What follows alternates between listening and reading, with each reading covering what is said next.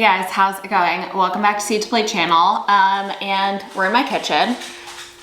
I look like this because I just got done with a workout. I've been wanting to film a video about really easy and simple ways to start cooking from scratch on a busy schedule because I've had a lot of conversations recently with friends and just people I know and acquaintances of like, how do you do all of this? So if it's your first time here, my name is Brooke. I have a corporate job in tech. I work full time. Granted, I don't have any kids. I have 2 dogs and a fiance. I also have a house to maintain. I garden, I cook, and I create content as well as like leading a very substantial social life. And there's something to be said for how you use your time, right? But I think what I've figured out over the years is just some like little ways to multitask. And my grandma says the words like, let your machines work for you. So I am gonna show you in real life. I was planning on like putting on a cute outfit, looking nice, for filming like this formal video.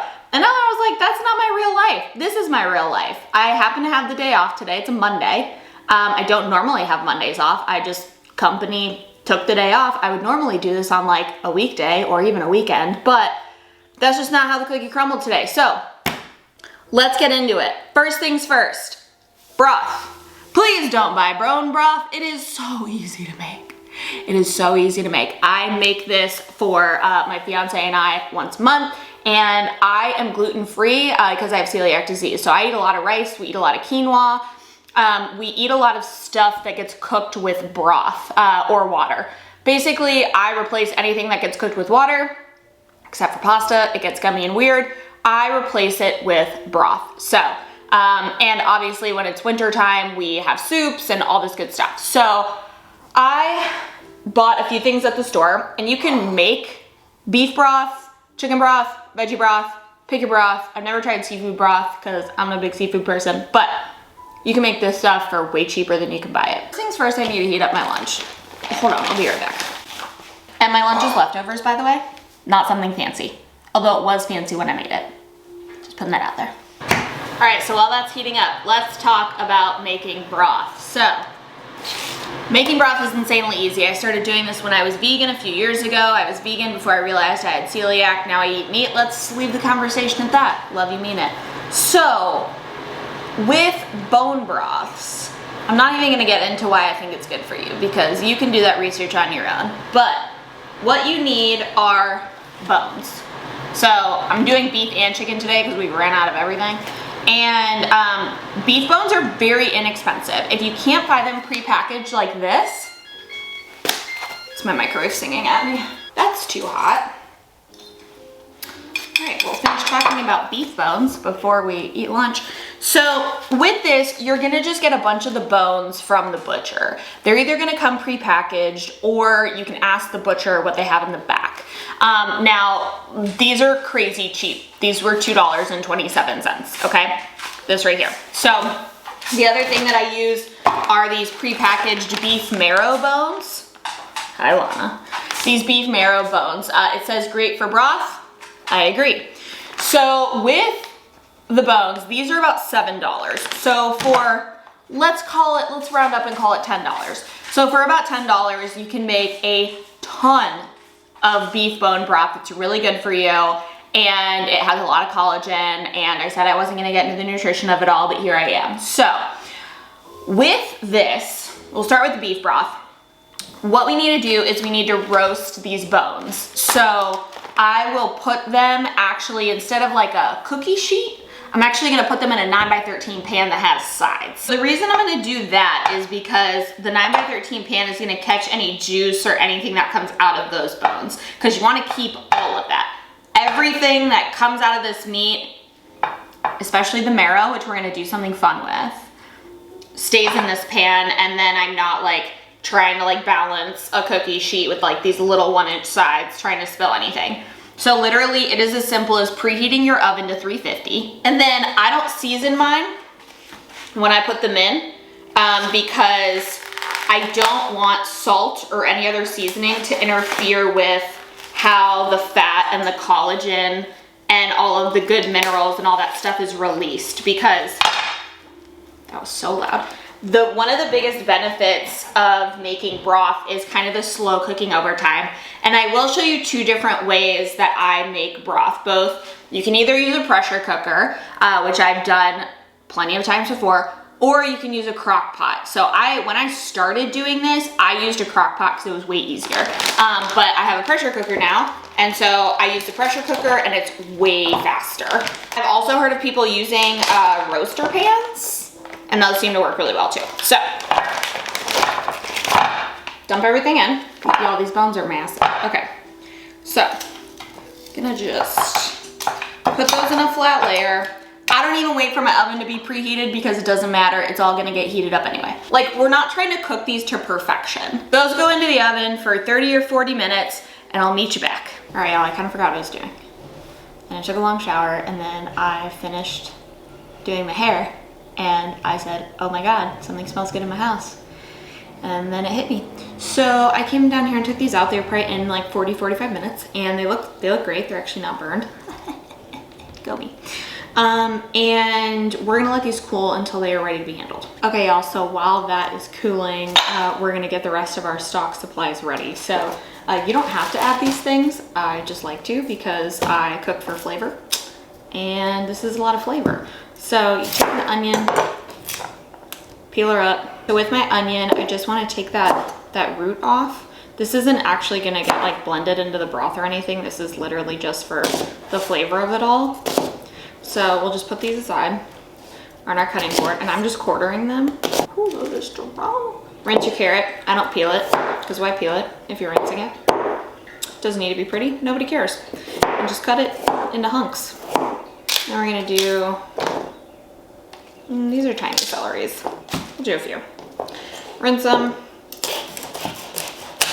And then final thing is garlic. I'm just gonna do 2 cloves of garlic.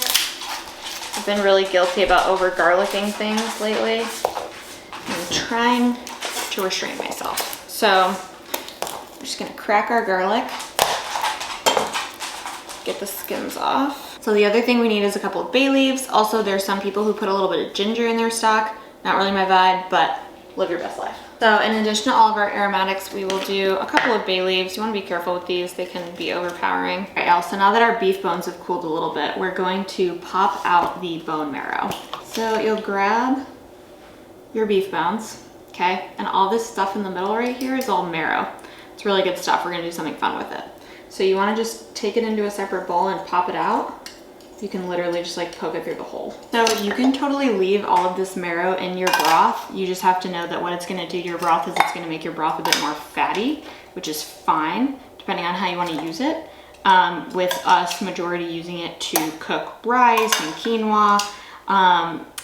That fat actually burns in our rice cooker, which is why I go ahead and take the fat off. And our bones are in the crock pot. I would love to get some of this juice, any of the stuff that's still in the pan. So you're just gonna fill your whole crock pot with water now. And I mean, like, fill her up to the top. Okay, y'all, so now that this is all we're doing for like the next 16 hours. Now, I'm gonna have this go overnight and I will turn it off in the morning and let it cool for a few hours in the morning before I do anything with it. If you're not comfortable using your crock pot overnight, you can easily do this whole process first thing in the morning and turn it off when you go to bed. One thing that I do, if I do run my crock pot overnight doing something like this, is I'll put it on our island where there's nothing over it. Just if something were to happen, it's at least on a big slab of marble instead of, you know, being by some wood cabinets, knock on wood. So basically you'll leave this on low for, I like to do anywhere from 16 to 24 hours. 24 hours is kind of aggressive, I'm not gonna lie. I will meet you back here so we can look at our finished beef broth. Let's look at the beef broth. My house smelled like roasted beef this morning when I woke up and I honestly don't know how I felt about that. Okay, so what I'll do is I will take this bone broth, I'm gonna show it to you, I'm gonna show you the color, and I will strain it through a fine mesh strainer and then I put it in jars. But just to kind of show you what this looks like, I'll just put a little bit in here. It's like this beautiful amber color. And the fat will separate or it'll congeal within the stock. But look at that. Once this cools down for a little bit, I will strain it and then we'll jar it. I don't pressure can this, by the way. I don't do anything special with it because I make this once a month and we use it. So I really will just put like half in the freezer, keep half in the fridge, and then we just have it to use fresh. I don't go through the trouble of pressure canning it if we're just gonna use it that quickly. And there's only 2 of us. Okay, y'all, this is a good example of how I fit these kind of things into my workday. My laptop is updating, and so I have about 20 minutes to do something, and that is the perfect amount of time to finish off my beef broth. So I'm going to take out all the big chunks and just put them in a bowl. These will, you know, these will go in the trash, but that's okay. Can't reuse everything. So I'm really just trying to get all the bones out because all the veggies will get strained out. Also, even the veggies, this is not something you want to put in your compost pile because you should not be putting animal fats in your compost. Or if you do, that's your business. I would say you would need to be pretty advanced in your knowledge of compost to do something like that. So you live your best life. We're going to strain this. Now I'm using a fine mesh strainer. I prefer to use a fine mesh strainer doing this because I don't want any chunks in my beef broth. All right, so we've got our broth nice and strained. So the thing to note about filling your jars is there is a line on your jar. If you're gonna freeze this, and trust me, I have exploded so many jars of stock in the freezer. Please, for the love of all that you worship to, just listen to me. I only fill mine up to here. There's one last line. You could fill it higher, but you would be gambling with your fate.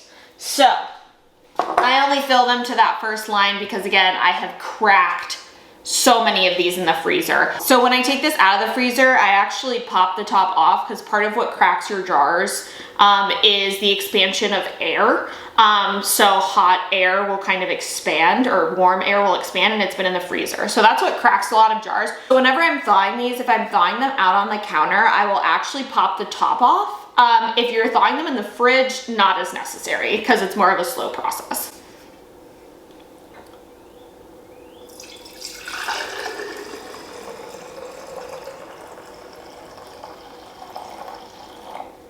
Awesome. Like I said, we're just gonna go to that top line, but I mean, y'all, look at the color on that.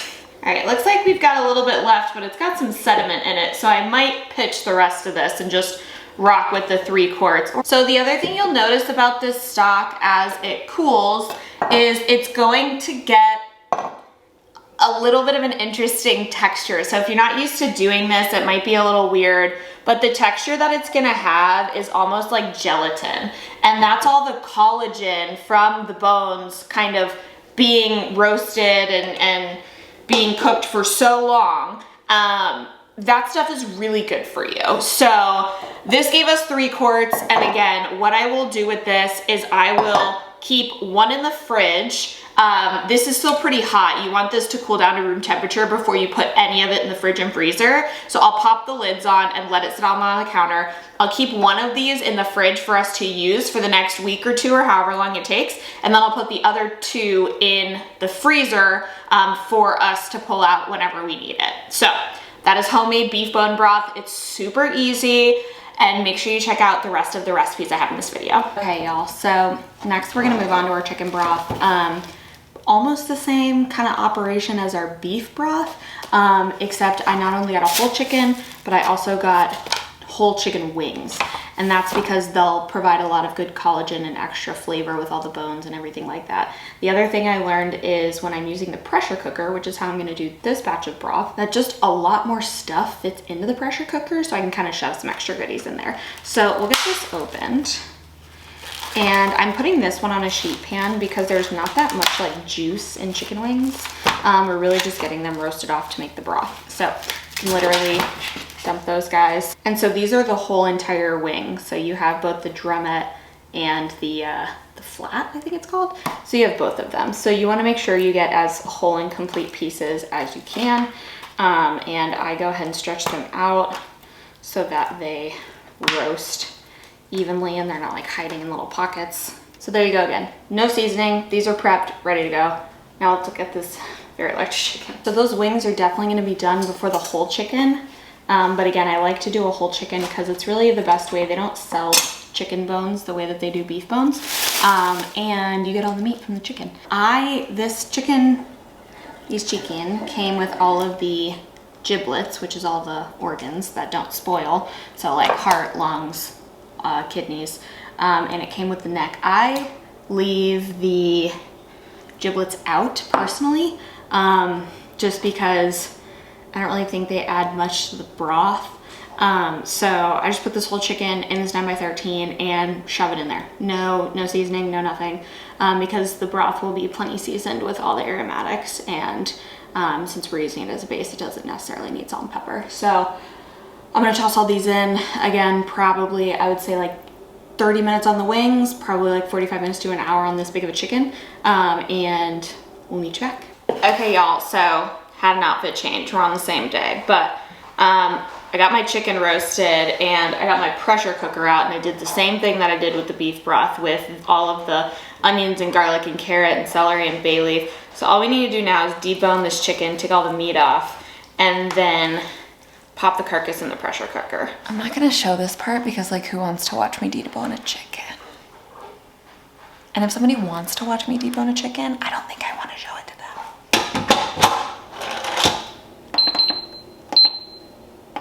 So I went ahead and put it on just for 2 hours because that's the time I have today. But normally I would prefer to put it on for 6. The day got lost on me. I did not start my pressure cooker yesterday. So I never actually made broth yesterday, so I just restarted it. Well, I put everything in the fridge overnight, and then I put everything back, and then I restarted it.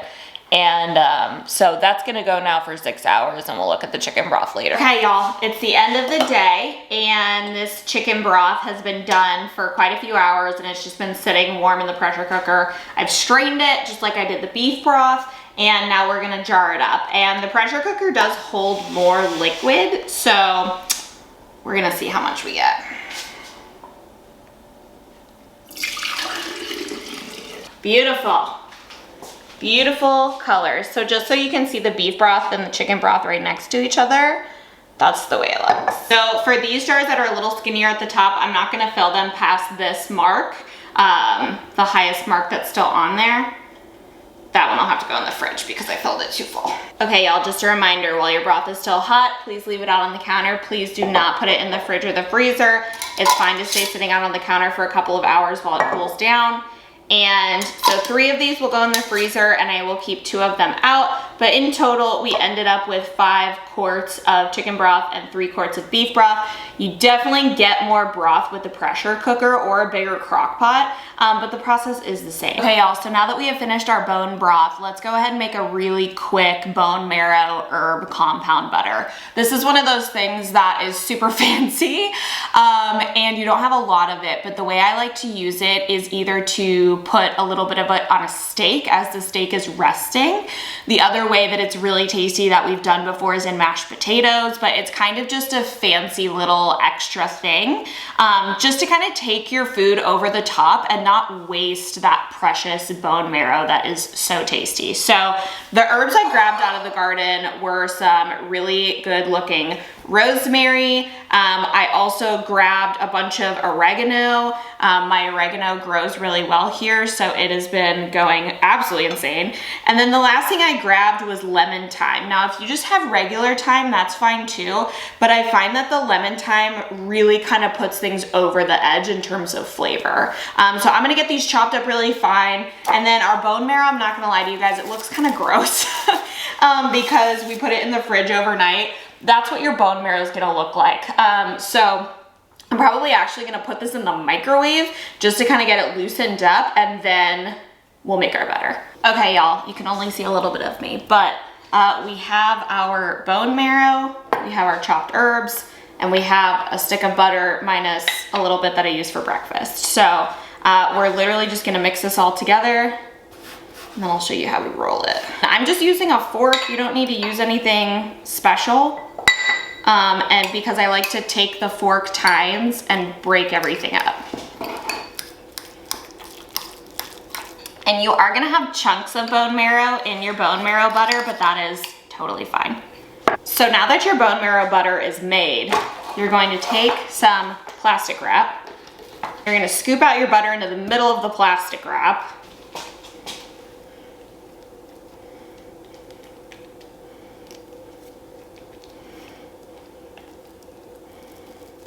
So now that you have all your butter in the middle here, what you want to do is you want to kind of spread it out in a log, kind of like a stick of butter would look.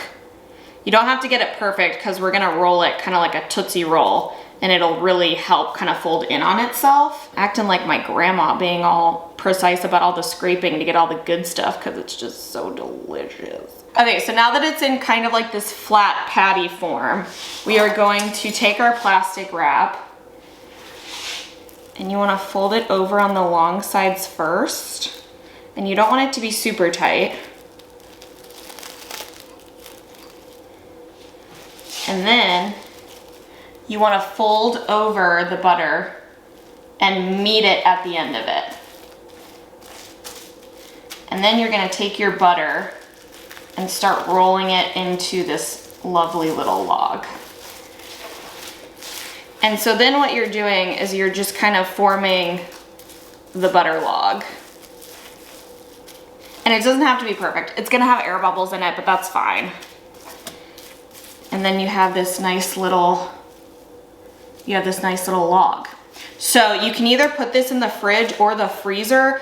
I'm actually gonna go straight to the freezer because we won't use this all the time. This will be like a very special occasion kind of a thing, but it's a great way to use up some of the herbs in your garden and then also some of the bone marrow from your bone broth. The only other thing to note is you wanna make sure this freezes flat on a shelf. Don't put it on a shelf that has grates on it because the butter is still pretty malleable and it'll freeze on those grates and you'll never get it off. Does it sound like I'm speaking from experience? Because I am. Okay, y'all, it is my lunch break. We're gonna do this in 30 minutes or less. So one of my absolute key tenets to making really good home cooked food is marinating meat in the freezer. So we buy big packs of chicken from Costco and we break all that up into separate bags, and then I put marinades in each bag. I label them, and then what happens after that is they all go in the freezer, and then whenever we want to pull one out, we pull it out, we put it in the fridge in the morning, and by the time we're eating dinner at night, it's fully thawed and fully marinated because it's been sitting in the fridge for 12 hours. So I tend to switch up my marinades, but I'm doing all of this with stuff I already had in the pantry. So we're gonna do a honey mustard chicken, which is super tasty. And then we're going to do a honey sriracha, and I love to grill this and put it over rice and vegetables, or make like a rice noodle stir fry situation. It's a really good added protein to any kind of vegetable and rice kind of stir fry dish. And then the last one that we're going to make is a chipotle lime. These can be grilled for tacos. You can make a little burrito bowl. You can do all kinds of stuff with this. So the basic tenet of making a marinade is actually pretty similar to making a salad dressing. So what I tend to do is I always have an oil and a vinegar. So in today's example, we're gonna be using avocado oil because it has a higher temperature that won't burn. And we're gonna be grilling most of this meat because it's the summer. So we're gonna be using avocado oil for all of our oils, and then for all of the different ones, we have different vinegars. So we have rice vinegar, apple cider vinegar, red wine vinegar. We'll go through all of these. These are all pantry staples that I keep all the time in my pantry so that I can do things like this. So I tend to make my marinades in jars because I can just shake it up, pour it in the bags, and move on with my day. So we'll start with sriracha, honey sriracha. Now also to balance flavors, you're gonna notice that I use an element of sweet in all of these. Whenever I'm making a marinade or something like this, I wanna balance all those flavors, sweet, savory, sour, spicy, all that good stuff. So your base for all of your marinades is going to be a vinegar and an oil. And the vinegar is really the more important part than the oil. So the vinegar is going to actually permeate into the meat and actually impart all the flavors. It's going to help make that meat really tender and juicy. So for the honey sriracha, we will start with, I don't usually measure, but for these purposes, I will measure. We're gonna go with a 2-to-1 ratio. So you're gonna do 2 parts vinegar to 1 part oil. Now this is gonna look like a lot, but I'm marinating a lot of meat at one time. So we're gonna do 2/3 a cup of rice vinegar, which is probably gonna be the rest of my rice vinegar. You can also supplement with different types of vinegar. So it looks like I'm gonna be supplementing with apple cider vinegar, which is fine. Okay, so we have 2/3 a cup of vinegar. And then we're going to add 1/3 cup of oil. So this is our base, and then we get to build flavor off of this. So we do 2-to-1 base, do 1/3 cup of avocado oil.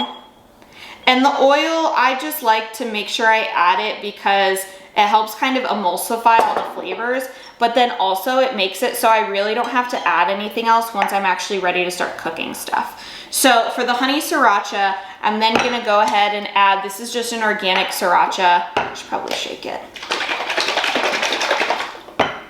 So for the sriracha, I don't want it to be like a giant punch in the face. So I think I'm gonna do 1/4 cup of sriracha. I would use sriracha if you don't like this as spicy. If you like it spicier, I would actually use like, it's a jarred chili garlic sauce, and it's really tasty. So we'll do 1/4 cup of sriracha, and then we'll do 1/4 cup of honey. Okay, so while that's coming to the bottom, I'm also going to add 1/3 cup. This is gluten-free soy sauce because I'm gluten-free, but if you want to add full gluten soy sauce, be my guest. If you want to add tamari, be my guest.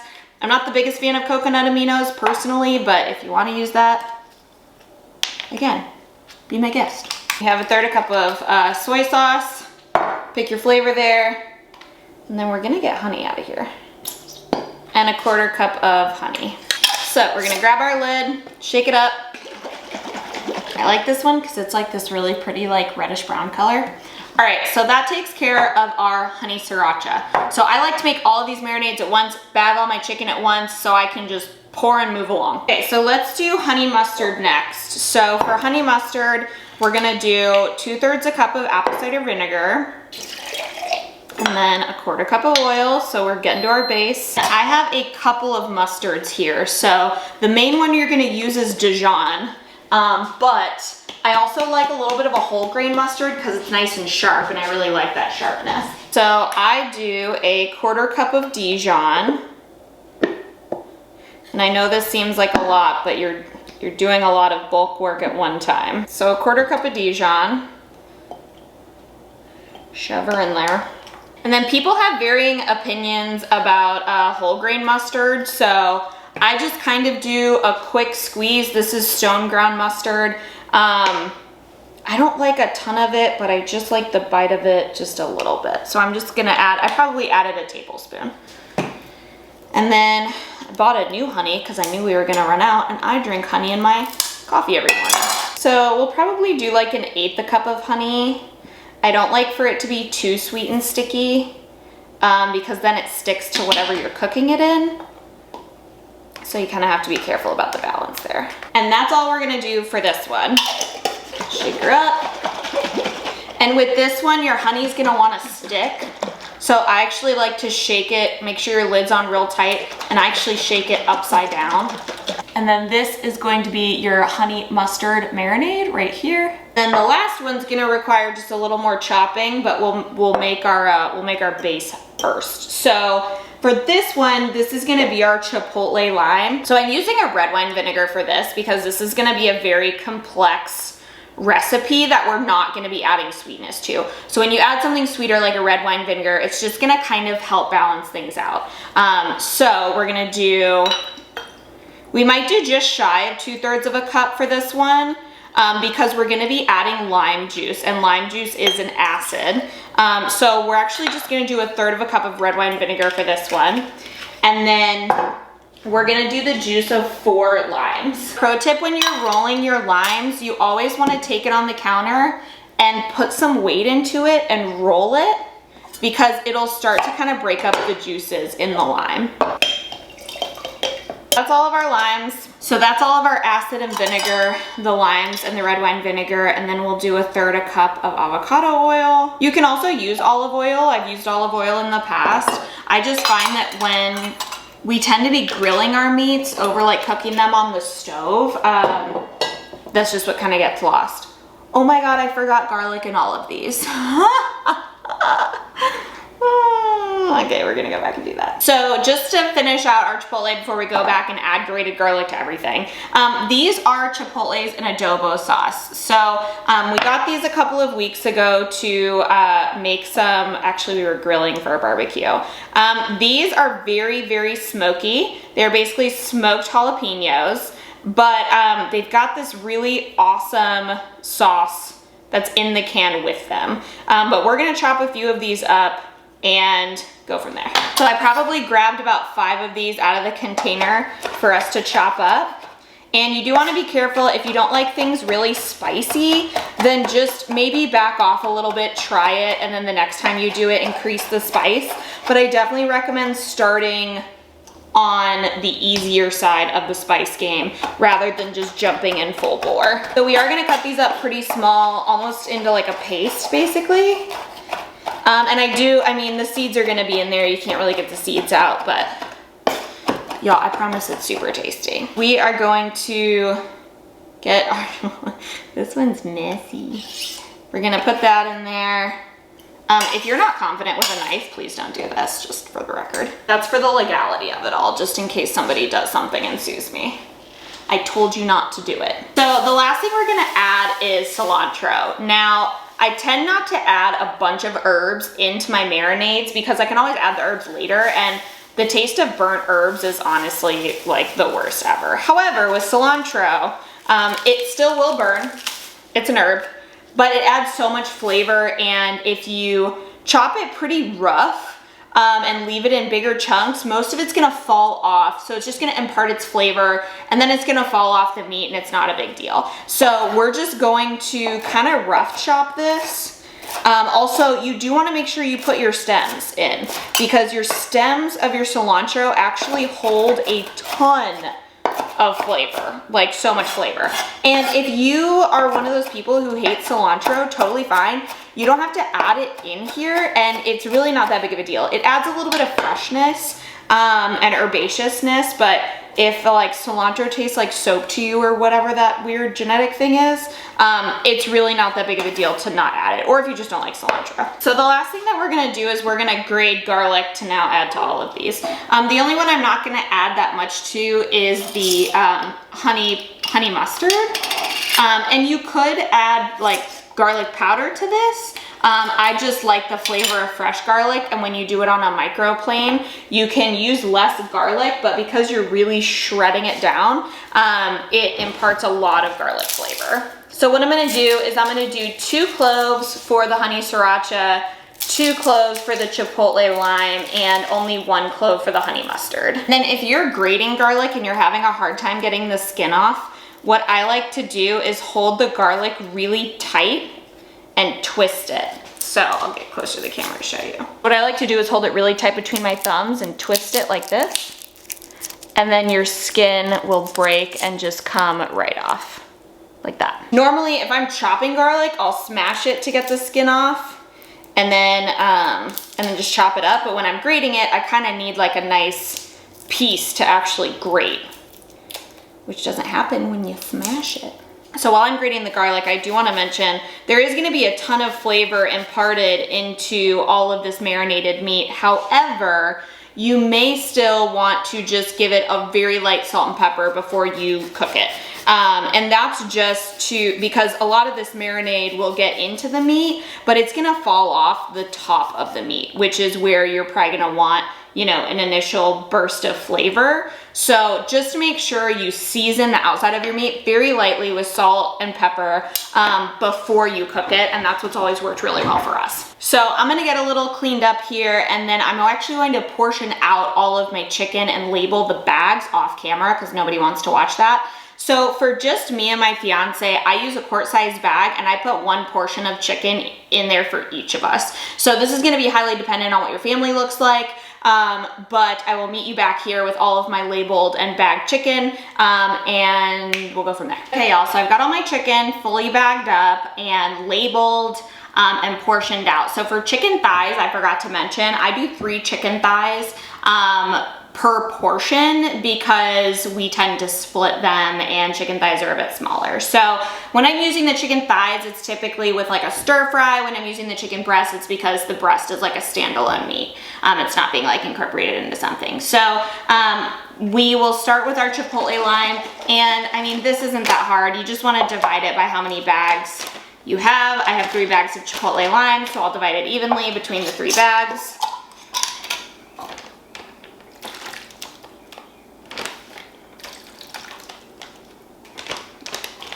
And then when you are closing up these bags, you want to try and squeeze the air out as much as you can. So I take it and really gently, you want to kind of like use your hand like a karate chop. Karate chop right where everything ends, fold it over so you don't get any of the marinade on you, and then go ahead and zip it shut. And as you kind of fold over, more of the air will come out. So then you have this really nicely sealed bag. Now, what you're gonna do after this, once you wanna make sure these are sealed, just give it a quick check. What we're gonna do, and I'll show you when we get all of this done, is we're actually gonna flatten them out and freeze them flat. And the reason I do this is because I store all of these in one of my freezer drawers and it takes up a whole drawer. But it's way easier to store them when they're flat and like see what they are and all that good stuff. So as we get them closed up, I will just go ahead and flatten them out and then put them on this tray to put in the freezer. So in total, this batch is gonna give me 10 dinners of marinated meat. The other thing that we typically buy at Costco are pork chops, and I already have those bagged and frozen. Those don't do as well with the marinade. They do a lot better if you pull them out of the freezer and stick them in a brine and let them thaw in the brine. They tend to do really, really well. And then we'll also buy ground beef. So we usually can get away with only going to Costco and getting meat once a month. We do eat a lot of protein in this house. And that's just what works for us. So I'm done putting it all in the bags, but I go through each zip top bag and just do another quick check on the seal of the bag because I've had a few of these leak as they're thawing and it's really not fun. So make sure that everything is sealed very well so that you don't, do your future self a favor is all I'm saying. Okay, so these will go in the freezer. Then once they're frozen, probably tomorrow, I will stack them neatly, in the drawer. And this is a really great way to start kind of meal prepping and cooking from scratch while it's still really easy. Thanks so much for watching. Happy cooking, happy gardening, happy doing whatever makes your soul sing, and we'll see you next time.